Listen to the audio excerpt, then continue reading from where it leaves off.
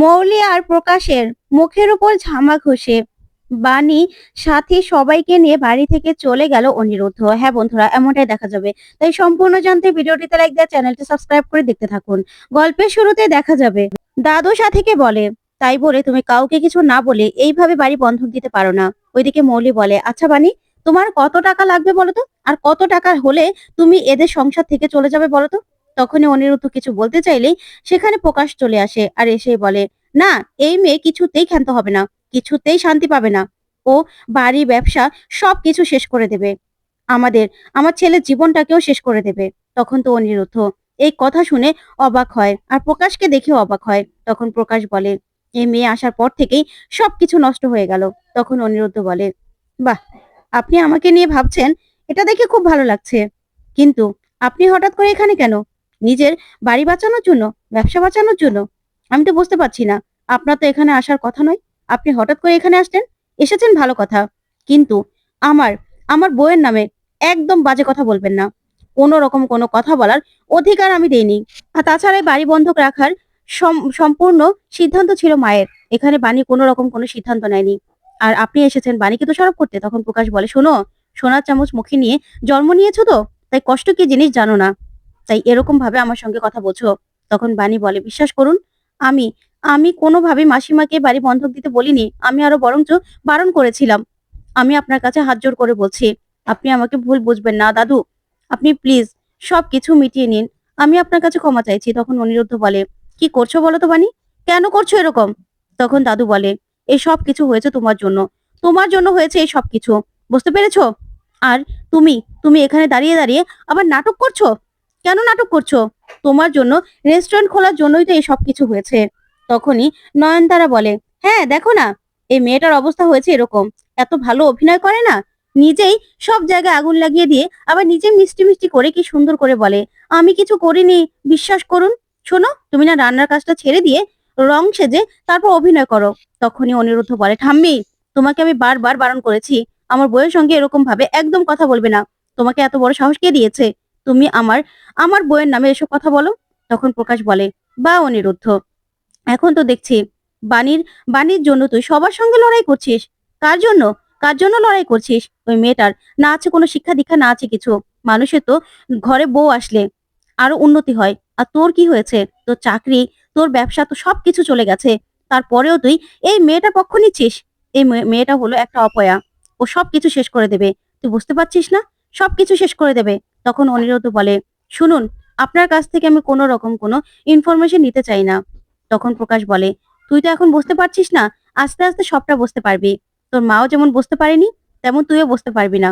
তখনই সাথী বলে, আচ্ছা, এই বাড়িটার আমার আমার নামে, তাই আমি এই বাড়ি বন্ধক রাখবো না আমি বিক্রি করব, সেটার কোনো রকম কৈফিয়ত আমি কাউকে দেব না, আর কাউকে আমি জিজ্ঞাসাও করব না, বুঝতে পেরেছো? তখন তো প্রকাশ এই কথা শুনে চমকে যায়। তখন সাথী বলে, হ্যাঁ, আর এই সিদ্ধান্ত আমার ছিল, বাণী কোনো রকম ভাবে আমাকে কোনো কিছু বলেনি। তখন তখনই পিনাকি বলে, শোনো সাথী, তোমাকে একটা কথা বলতে বাধ্য হচ্ছি। এই বাড়িটা তোমার নামে হলেও এই বাড়ির যে জমিটা, সেটা কিন্তু রয়ান চ্যাটার্জির একসঙ্গে কিনা জমি, তাই তুমি চাইলেই কিচ্ছু করতে পারো না, বুঝতে পেরেছো? তখন তো সাথী এই কথা শুনে খুবই অবাক হয়। তখন প্রকাশ বলে, হ্যাঁ, তার জন্যই তুমি ইচ্ছে করলে কোনো কিছু করতে পারবে না, এই বাড়ি কোনোভাবেই তুমি বন্ধক রাখতে পারো না। তখন অনিরুদ্ধ হাসে আর বলে, তাই নাকি? হ্যাঁ, আপনি তো এই জন্য এসেছেন আমি জানি, এই বাড়িটা আমি বন্ধক রাখতে মাকে বলিও নি, এটা মা নিজে সিদ্ধান্ত নিয়েছিল। এই বলেই ওর মায়ের কাছ থেকে সেই ব্যাংকের কাগজটা নিয়ে অনিরুদ্ধ ছিঁড়ে ফেলে, যা দেখে সবাই তাকিয়ে থাকে। ওইদিকে মৌলিও অবাক হয়ে যায়। তখন অনিরুদ্ধ কাগজটা ছুঁড়ে ফেলে দিয়ে বলে, আমিও চাইনি বাড়িটা বন্ধক রাখা হোক। তখন ব্যাংকের অফিসারকে হাত জোড় করে ক্ষমা চায় অনিরুদ্ধ আর বলে, আপনাকে এতক্ষণ পর্যন্ত বসিয়ে রেখেছি, আই এম সরি, আপনি এখন চলে যান। তখনই ব্যাংকের লোকটা উঠে সেখান থেকে চলে যায়। তারপর অনিরুদ্ধ ওর বাবাকে বলে, শুনুন, এই যে সোনা চামচ জন্ম নিয়ে বড় হয়েছি বললেন না, আমিও আপনাকে বলে দিচ্ছি যে আমি আমি কি করতে পারি সেটা এবার আমিও দেখিয়ে দেব। আমার মা আমার সঙ্গে আছে, আমার মা আমার শক্তি, আমার মায়ের আশীর্বাদ আমার কাছে সব থেকে বড়। তাই এবার নতুন করে আমি সবটা শুরু করব। তখন তখন তো বাণীও খুব কষ্ট পায়। তারপরে অনিরুদ্ধ বলে, হ্যাঁ, আমি এই বাড়িতে থাকবো না, আমি এই বাড়ি ছেড়ে চলে যাব। এবার আমিও দেখিয়ে দেব যে আমি কিছু করতে পারি কিনা। তখন তো প্রকাশ এই কথা শুনে তাকিয়ে থাকে অনিরুদ্ধর দিকে। তখন অনিরুদ্ধ বলে, আপনি যে কি করেছেন না করেছেন সেটা তো আমি দেখতেই পেরেছি। আপনাকে আমি বলে দিচ্ছি, এই যে বাড়িটা না, এই বাড়ির থেকে বড় বাড়ি বানিয়ে আমার পরিবারকে আমি রাখবো। আর আমি, ওই যে বললেন না যে বাণীর জন্য রাস্তায় রেস্টুরেন্ট খুঁজি, ওই রেস্টুরেন্ট আমি বলছি একদিন এই শহরের নাম্বার ওয়ান রেস্টুরেন্ট হবে। আর সেখান থেকে ধূলিসাৎ হয়ে যাবে এই রয়্যান চ্যাটার্জি রেস্টুরেন্ট। আপনাকে আমি বলে দিচ্ছি, এটা আমার চ্যালেঞ্জ। তখন তো প্রকাশ হাসতে থাকে। প্রকাশ হাসি আর বলে, বাবা, হ্যাঁ, মুখে বলা না অনেক সহজ, এরকম সবাইকে বড় বড় কথা শোনানো, অনেক কিছু ভাবা অনেক সহজ, কিন্তু করে দেখানোটা না অনেক কঠিন। জীবনে তো বাইরে তোমাকে কোনো কিছুই করতে হয়নি। পরিশ্রম কি জিনিস, সাফার কি জিনিস সেটা কোনোদিনও করনি। করলে তারপরে বুঝতে পারবে। এই বাণীর জন্য, এই বাণীর জন্য সবকিছু ছাড়ছো তো। এই মেয়েটা, এই মেয়েটা শুধুমাত্র সবকিছু তোমাকে ছাড়া করতে পারবে, কিন্তু কোনোদিনও কোনো কিছু হবে না। এই মেয়েটা হলো অপয়া। এই মেয়েটার জন্য তোমার সবকিছু হারিয়ে গেল। তখন অনিরুদ্ধ হাসতে থাকে আর বলে, তাই নাকি? আমার ওয়াইফ আমার শক্তি। বাণীর কাছ থেকে আমি কি করে শূন্য থেকে ঘুরে দাঁড়াতে হয় সেটা শিখেছি। তাই আমি এবার ঠিকই ঘুরে দাঁড়াবো। মা, চলো, আমরা এখানে থাকবো না। আমরা নতুন করে সবটা শুরু করব শূন্য থেকে। তখন বাণী বলে, কি করছেন আপনি মিস্টার চ্যাটার্জি? এইভাবে এই বাড়ি থেকে চলে যাবেন না। সবাইকে সবাইকে নিয়ে থাকতে হয়, আলাদা হবেন না। তখনই বাণী দাদুর কাছে বলে, আমি দাদু হাত জোড় করে বলছি, আপনার কাছে ক্ষমা চাইছি। আপনি প্লিজ সবটা ঠিক করে নিন। এই বাড়ি, অফিস থেকে মিস্টার চ্যাটার্জিকে বের করে দেবেন না। তখন দাদু বলে, শোনো, আমি না কিছুই করিনি। তবে তুমি যদি চাও এই সব কিছু ঠিক হয়ে যাক, তাহলে তোমাকে আমার কথা শুনতে হবে। তখন বাণী বলে, আপনি যা বলবেন দাদু, আমি সবকিছু শুনবো। তখন দাদু বলে, তাহলে তোমাকে সবার কাছে মাথা নত করে হাত জোড় করে ক্ষমা চাইতে হবে। আর হ্যাঁ, অনিরুদ্ধ অফিসে গিয়ে আমাদের উপরে আর কোনো রকম কোনো কথা বলতে পারবে না। আমরা যা বলবো তাই অনিরুদ্ধকে শুনতে হবে। আমাদের উপরে কোনো রকম কোনোভাবে মাথা ঘামাবে না। তাহলেই ও একমাত্র অফিসে থাকতে পারবে, না হলে ও থাকতে পারবে না। তখন তো এই কথাগুলো শুনে বাণী অবাক হয়ে দাদুর দিকে তাকিয়ে থাকে। তখন দাদু বলে, কি, তুমি রাজি আছো তো? রাজি থাকলে বলো। তখন বাণী বলে, হ্যাঁ দাদু, আমি রাজি আছি। আমি আপনাদের সব কথা শুনবো। আমি আপনাদের কাছে সবার কাছে হাত জোড় করে ক্ষমা চেয়ে নেব। তখনই অনিরুদ্ধ বলে, বাণী, তুমি তাদের কথা শুনবে? তুমি তাদের কাছে মাথা নত করবে? তুমি বলো, তোমার কাছে তোমার স্বামীর কথার গুরুত্ব বেশি, তোমার স্বামীর মান সম্মানটা বেশি, নাকি তাদের সঙ্গে একসঙ্গে থাকা বড়? তখন বাণী বলে, এই পরিবার থেকে আলাদা করতে আপনাদেরকে আমি চাইনি। আপনারা একসঙ্গে থাকুন সেটাই তো চেয়েছি। তখন অনিরুদ্ধ বলে, তুমি বুঝতে পারছো না? আমার মাথাটা নিচু হয়ে যাবে। আমি তাদের কাছে মাথা নত করতে পারবো না বাণী। এখন তুমি কি আমার সঙ্গে একসঙ্গে থেকে লড়াইটা করবে, নাকি তুমি চাও যে তাদের কাছে আমি ছোট হয়ে যাই? তখন বাণী বলে, না, আপনি আমার স্বামী। আপনার ডিসিশনই আমার ডিসিশন। আপনি যা বলবেন সেটাই হবে। আপনি যা চাইবেন সেটাই হবে। হ্যাঁ, আমি আপনার পাশে আছি। তখন সাথী বলে, আমিও আমার ছেলের পাশে আছি। আমি জানি অনিরুদ্ধ ঠিক পারবে।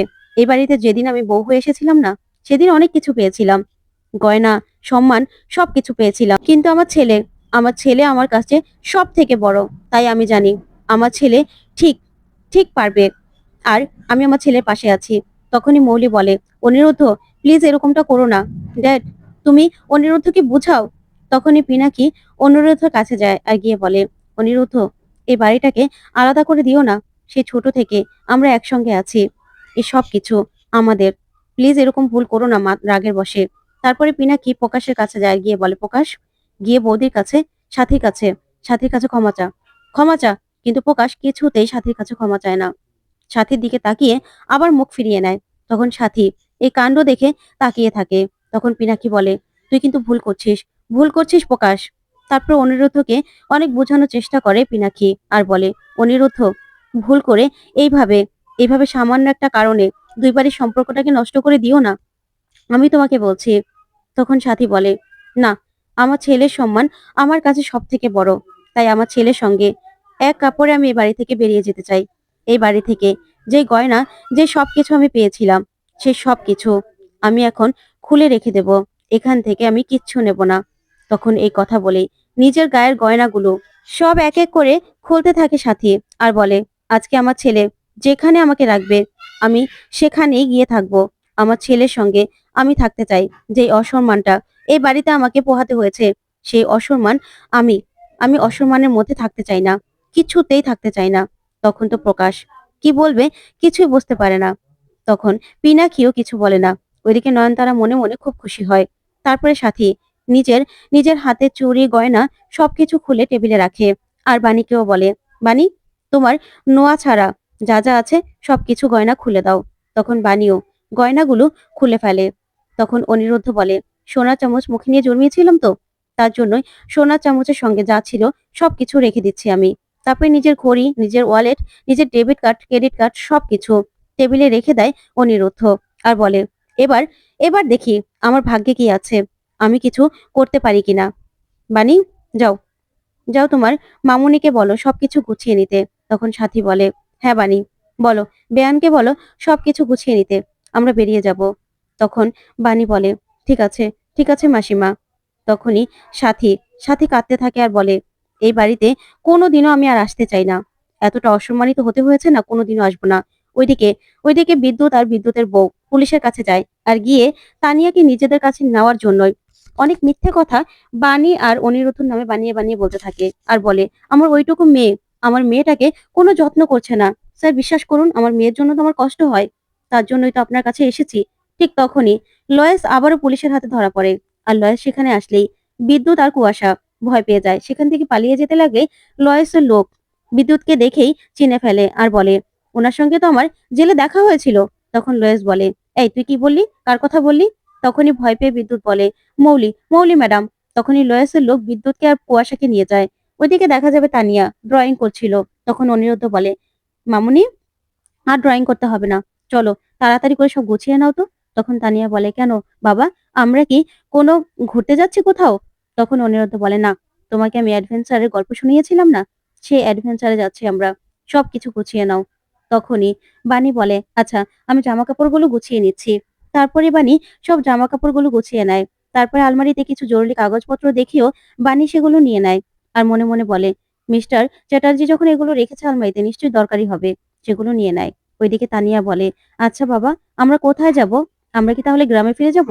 তখন অনিরুদ্ধ বলে, না প্রিন্সেস, আমরা কোথায় যাব এখনো কিছু জানি না, তবে আমরা এখানে আর থাকবো না, চলো।